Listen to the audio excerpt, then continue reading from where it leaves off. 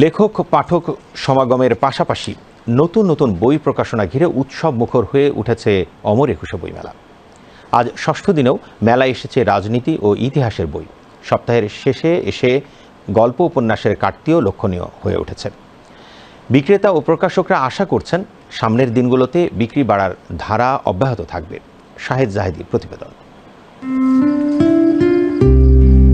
সপ্তাহের শেষাশেষি এসে তারুণ্যের মিলন কেন্দ্রের রূপ নিয়েছে অমর একুশে বইমেলা। মেলার দুয়ার খুলে দেওয়ার পর বিকেল গড়ানোর সাথে সাথে বাড়ছে জন উপস্থিতিও, যার বড় অংশই শিক্ষার্থী।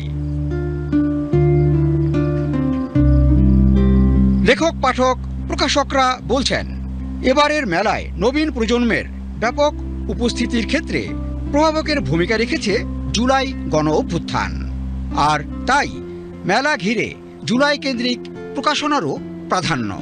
মেলায় এসেছে জুলাই গণ অভ্যুত্থান সহ সমসাময়িক নানা প্রসঙ্গ নিয়ে বিভিন্ন বই। জুলাই গণ অভ্যুত্থানের পরে আমরা একটা জিনিস শিখেছি যে মানুষের মধ্যে যে একটা ভেদাভেদ ছিল বা একনায়িক তন্ত্র যে একটা বিষয় ছিল, এই বিষয়টা আসলে এখন আর আমরা দেখতেছি না। বইমেলাতে এসে দেখবেন এই গণ অভ্যুত্থানেরও কিছু জিনিস তুলে ধরা হয়েছে, যে বইগুলো বের হয়েছে এগুলোতে সঠিক যে জিনিসগুলো এগুলো লেখা আছে।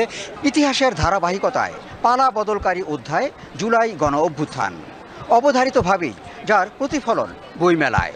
আর সঙ্গত কারণেই বইপত্র হচ্ছে রক্তাক্ত জুলাই নিয়ে। অমর একুশে বইমেলা থেকে 52-র ভাষা আন্দোলন থেকে 24-এর ছাত্র জনতার গণ অভ্যুত্থান সহ ইতিহাসের নানা অধ্যায় নিয়ে পাঠকের আগ্রহ লক্ষণীয়। প্রকাশকরাও বলছেন, ইতিহাস নির্ভর প্রকাশনা আরও বেশি বেশি হওয়া জরুরি। গল্প উপন্যাসের প্রতি বরাবরের ঝোঁকের বিপরীতে এবার পাঠকদের আগ্রহ যেন গবেষণাধর্মী এবং চিন্তা ও মননশীল বইয়ের প্রতি বেশি। আমার হোমেন আহমেদের বই ভালো লাগে অনেক, তো এগুলো দেখবো। এন্ড বিশেষ করে বাচ্চাদেরই দেখানোর জন্য আসছি আর কি। আমি হলো মেলাতে এসেছি, আমার হলো অনেক ভালো লাগছে। আমি হলো মা বাবার সাথে এসেছি। এবারও আসা, তো এই ঘুরবো, দেখবো, বাবুর জন্য বই, গল্পের বই, ছড়া বই এগুলা। এই আগ্রহকে ইতিবাচক বলছেন বিজ্ঞজনেরা।